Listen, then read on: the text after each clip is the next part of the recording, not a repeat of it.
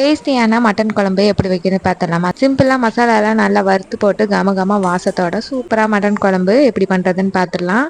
First மட்டனை நல்லா 4-5 வாட்டி க்ளீன் பண்ணிவிட்டு 1 டேபிள் ஸ்பூன் மஞ்சள்தூள், கொஞ்சமாக இஞ்சி பூண்டு பேஸ்ட்டு, தேவையான அளவுக்கு உப்பு, மட்டன் முங்குற அளவுக்கு தண்ணி சேர்த்துட்டு குக்கரில் 4 to 5 விசில் வரைக்கும் வேக வச்சு எடுத்துக்கலாம். இப்போ குழம்புக்கு தேவையான சின்ன வெங்காயம் தக்காளியும் கட் பண்ணி வச்சுக்கிட்டேன்.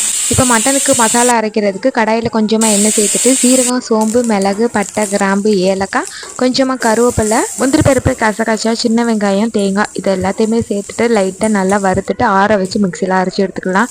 இப்போ நல்லா மட்டன் வெந்து வந்துடுச்சு. குக்கரில் கொஞ்சமாக எண்ணெய் சேர்த்துட்டு கரம் மசாலா ஸ்பைசஸ் எல்லாம் போட்டு சின்ன வெங்காயம் தக்காளியை நல்லா குழையிற அளவுக்கு நல்லா வதக்கிக்கலாம். மஞ்சத்தூள், மிளகாய்த்தூள், மல்லித்தூள் மட்டும் சேர்த்துட்டு இதுக்கும் தேவையான அளவு உப்பு போட்டுட்டு நம்ம வேக வச்ச மட்டனை ஆட் பண்ணிட்டு நல்லா இந்த அளவு கொதி வந்ததுக்கப்புறமா அரைச்சி வச்சிருந்த தேங்காய் ஊற்றிட்டு 10 நிமிஷம் நல்லா கொதிச்சிருந்தா கருவேப்பிலை, கொத்தமல்லி தூவி ஆஃப் பண்ணிக்கலாம். நல்ல ஒரு டேஸ்டான மட்டன் குழம்பு ரெடி ஆயிடுச்சு.